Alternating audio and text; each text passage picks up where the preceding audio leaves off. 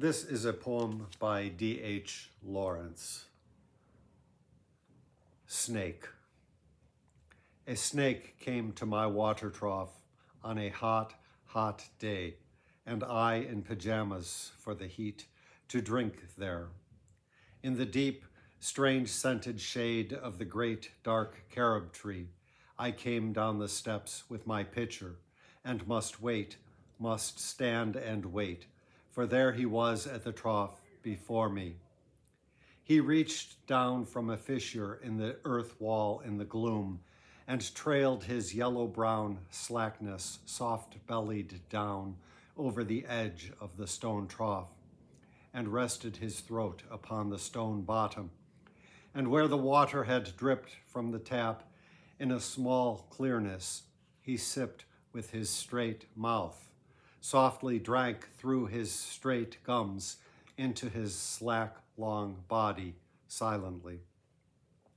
Someone was before me at my water trough, and I, like a second comer, waiting. He lifted his head from his drinking, as cattle do, and looked at me vaguely, as drinking cattle do, and flickered his two-forked tongue from his lips, and mused a moment, and stooped and drank a little more, being earth-brown, earth-golden from the burning bowels of the earth on the day of Sicilian July with Etna smoking. The voice of my education said to me, he must be killed, for in Sicily the black snakes are innocent, the gold are venomous, and voices in me said, if you were a man, you would take a stick and break him now and finish him off.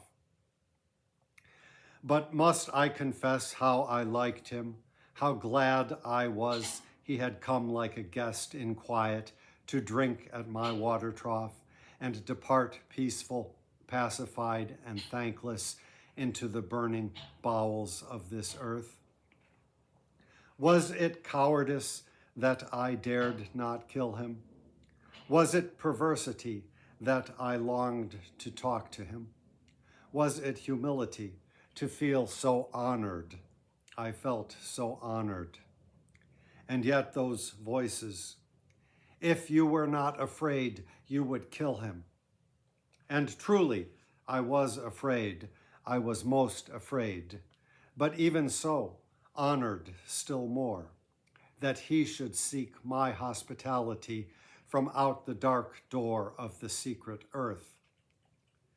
He drank enough and lifted his head dreamily as one who has drunken, and flickered his tongue like a forked night on the air, so black, seeming to lick his lips, and looked around like a god unseeing into the air, and slowly turned his head, and slowly, very slowly, as if thrice a dream, proceeded to draw his slow length curving round and climb again the broken bank of my wall face. And as he put his head into that dreadful hole, and as he slowly drew up, snake easing his shoulders, and entered farther, a sort of horror, a sort of protest against his withdrawing into that horrid black hole, deliberately going into the blackness and slowly drawing himself after, overcame me now his back was turned. I looked around, I put down my pitcher, I picked up a clumsy log and threw it at the water trough with a clatter. I think I did not hit him, but suddenly that part of him that was left behind convulsed in undignified haste, writhed like lightning, and was gone into the black hole, the earth-lipped fissure in the wall front, at which, in the intense, still noon, I stared with fascination. And immediately I regretted it. I thought how paltry, how vulgar, what a mean act. I despised myself and the voices of my accursed human education.